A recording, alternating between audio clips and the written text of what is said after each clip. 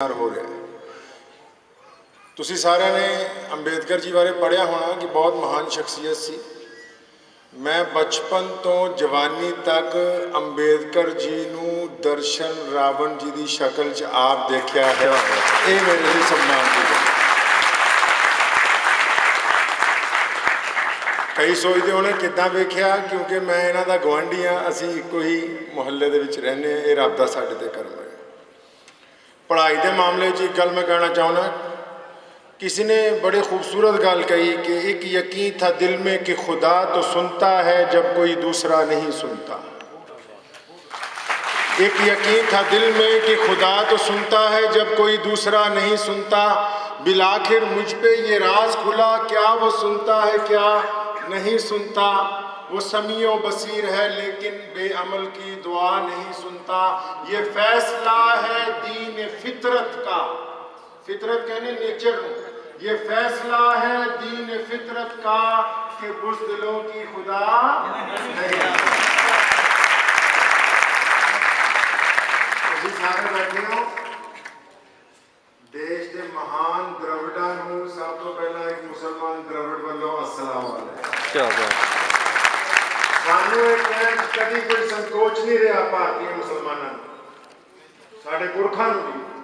असी उन्होंने महान द्रविड़ों की औलाद हाँ जिन्हों ने बाहरों आने वाले सारे मेहमानों का इस्तकबाल किया।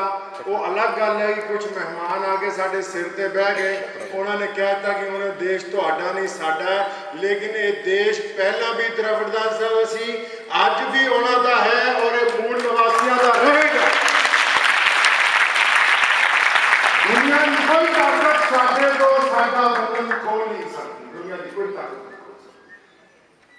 मैं शिक्षा के बारे में हम कहना चाहूँगा, जो काम दर्शन रतन रावत जी कर रहे हैं, इन्हें देख के महसूस होता है कि वाकई वो समा नजदीक है कि जब असीं शिक्षित होवांगे। लेकिन एक गल का मैनूं बड़ा अफसोस रहता है, असीं जिन्हां लोकां नूं IAS IPS बना के PPS बना के कुर्सियां ते बिठाने आ, वो बाद विच साडे नाल ही छूआछूत करन लग पैंदे, उन्होंने सरकारां नज़र आने लग पैंदियां। मैं बच्चों को कहना चाहना, तुहानूं तां पढ़ा के अगे भेज रहे हैं कि असीं समाज नूं शिक्षित करना। कल्ली शिक्षा नहीं दवानी, असीं समाज नूं वो सम्मान वापस दवाना है जो भीमराव अंबेडकर चाहता है। अगर कल्ला शिक्षा का मसला हुंदा तो हुण तक असीं बहुत वड्डे वड्डे अफसर कई IPS IAS राष्ट्रपति तक बनाते। कल्ला शिक्षा नाल नहीं, सानू सम्मान चाहिए। 2 वक्त की रोटी हर बंदा खाता है, लेकिन जो रावण जी काम कर रहे हैं वो तुहानू सम्मानित करने का काम कर रहे हैं, सिर्फ शिक्षित करने का काम नहीं कर रहे। मैं कहना चाहना, माँ बाप नू बच्चों तो पहला, तुसीं शायद सुनिया होना हर मस्जिद दे विच अजान हुंदी है, लेकिन कभी शायद तुहाडे चों बहुत घट लोग मस्जिदां दे अंदर गए होणगे। मस्जिदां च कल्ली नमाज नहीं हुंदी, पूरे विश्व की शायद ही कोई ऐसी मस्जिद होएगी जिहदे अंदर मदरसा ना होवे।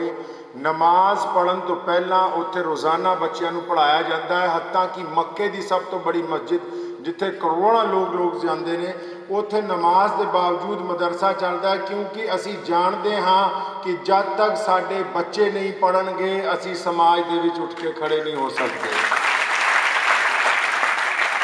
अगर किसी को IAS बनाना है, IPS बनाना है, उन्होंने फंडिंग भी कर सकते हैं, वधिया शिक्षा दे सकते हैं, लेकिन पहली शिक्षा माँ ने देनी है, बाप ने देनी है।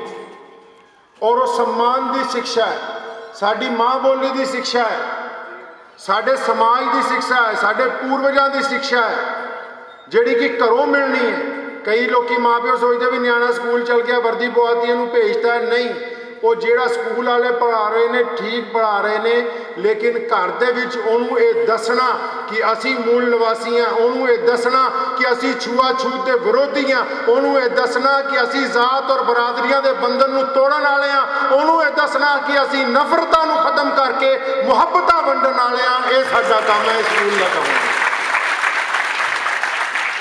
मुहम्मद रसूलुल्लाह सल्लल्लाहु अलैहि वसल्लम की गल करदा चला, वो बंदा कल्ला मक्के की धरती पर पैदा हुंदा है। आज दुनिया की कोई रंग, कोई नस्ल, कोई जात और बरादरी नहीं, मैं द्रवड़ा दा विचों होने के बावजूद मुसलमान हाँ। क्यों? मुहम्मद सल्लल्लाहु अलैहि वसल्लम ने दो ही गल्लां कहियां कि खुदा की पूजा करो। लोगों ने पूछा होर की करना? फरमाया छुआ-छूत नूं खत्म करके हर बंदे नूं सम्मान दे दिओ, तुसीं इंसान बन जाओगे। इस देश की सब तो बड़ी गलती यही है कि असी जीव जंतुओं को सम्मान देना चाहते हाँ, लेकिन इंसान जिहड़ा कि सब तो बड़ा जीव है असी उन्होंने अपमानित करना चाहते हाँ। तो आओ असी सब मिल के शिक्षित तो होना ही होना। जब असी किसी वड्डी कुर्सी पर बैठिए तो निमाणे होकर बैठिए, असी जब किसी उच्चे मुकाम पर पहुँच जाइए तो गिरे हुए समाज के लोगों को उठा के कंधे दे नाल लाइए। याद रखो जब तक असी आप छुआ-छूत खत्म करने लई नहीं उठांगे दुनिया की कोई सरकार सानू इज्जत नहीं दवा सकती है। टीपू सुल्तान ने क्या देश आजाद करना है, सरकारी नारा सी, फौज लेके उतर गया। हैदराबाद के सिराजुद्दौला ने क्या देश आजाद करना है, सरकारी नारा सी, फौज लेके उतरिया। मराठिया ने क्या कि अंग्रेज के खिलाफ लड़ांगे, कोई फर्क नहीं पिया। लेकिन जब भीमराव अंबेडकर उठिया, अबुल कलाम आजाद उठिया, जब भगत सिंह उठिया, इन्होंने क्या कि हुण सरकारां नहीं जनता चाहुंदियां देश आजाद करना, तो अंग्रेज का सूरज डूब गया। इंग्लैंड जिहदा सूरज ही नहीं डुबदा सी, कहंदे मलका जिहड़ी एलिज़ाबेथ है इहदे राज च सूरज नहीं डुबदा। और अज तुसीं इंग्लैंड चल जाओ, लंडन, महीना महीना सूरज निकलदा ही कोई नहीं। इसलिए मैं तुहानूं कहना चाहुंदा कि तालीम के मामले च माँ बाप का पहला काम है असी शिक्षित होना। लेकिन असी अपने इदारियां नूं, साडी जिहड़ी इबादत गाहां तो वो सिर्फ इबादत के लिए नहीं। ये देखो कि धर्म गुरु तुहाडे सामने बैठा है, ये हर वेले तुहाडे नाल धर्म की गल नहीं कर रहे, ये हमेशा तुहाडे नाल शिक्षा की गल करता है, ये हमेशा तुहाडे नाल सभ्य समाज की गल करता है। क्यों? जब तुसी अच्छे शिक्षित होंगे धर्मी तो तुसी आप ही बन जाना। जब तुहाडे पल्ले इलम आ जाएगा सब कुछ तुहाडे पल्ले पहुँच जाएगा। इसलिए मैं तुहानूं फिर कहना चाहुंदा कि जिहड़ी मुढ़ली तालीम है, जिन्हों असीं कायदा कहने हैं, अल्फाबेटिक की जिहड़ी तालीम है, उस तालीम दे वेले माँ बाप का, घर के लोगों का बच्चे दे वल पूरी तवज्जो देना जरूरी है। जब बच्चा नर्सरी तो शिक्षित हो जाएगा, जब नर्सरी तो असी बच्चे नूं दस दांगे कि किसी नाल हाथ मिलाउण दे नाल कोई नफरत नहीं फैलती, किसी नाल गल वकड़ी पाउण नाल कोई नफरत नहीं फैलती, किसी का जूठा पानी पीण नाल नफरत नहीं फैलती, किसी दे नाल सफ़र करन नाल नफरत नहीं फैलती। और लोकां दे नाल मुहब्बतां वंडना साडे समाज का उद्देश्य है। तुसीं यकीन मनो वो बच्चा जब IAS IPS बन के निकलेगा और राह जांदे गरीबां दी बांह फड़ के तुरदा जाएगा, वो किसी नूं हंकार दे नाल नहीं देखेगा। मैं समा बहुत घट है, अज एक मस्जिद का नींह पत्थर रखन जलंधर जाना सी, लेकिन मैं ये समझिया जो अतिके जी का फोन आया कि मानयोग जनाब दर्शन रावण जी ने बुलाया, तो मैं समझा कि मस्जिद का नींह पत्थर रखने तो पहला जरूरी है कि अपने भरावां दे विच जाया जाए। भावें देश के फिरकू बंदे कुछ मर्जी कहते रहन कि केड़ा बंदा की बन गया की बन गया। मैंने कई ने कहा, एक मेरा दोस्त है संघ परिवार जो मैं कहने लग गया कि तुसीं मुसलमानों ने लोगों को मुसलमान बना लिया, ईसाइयों ने ईसाई बना लिया, दलित और सिखा ने सिख बना लिया। मैं कहा तुहाडे ने भी दरवाजे खुले ने, दिल खुला कर लो, ब्राह्मण बना लो। एक गल करदा दरवाजे खुले ने, लेकिन दिल वड्डा होना चाहिए। जब तक समाज चो इस्लाम ने एक ही गल लोगों को कही है, मुहम्मद रसूलुल्लाह ने एक ही इनकलाबी पैगाम दिता। जिस दिन मक्के की मस्जिद में पहली नमाज पढ़ी, बड़े बड़े शहजादे बादशाह आके मौजूद सी, लेकिन फरमाया बिलाल किथे? बिलाल बिलाल काला है, बिलाल हबशी है, बिलाल दे पैरों च जुत्ती नहीं, बिलाल शूदर है, बिलाल नूं लोग मक्के की मस्जिद च वड़न नहीं देंदे।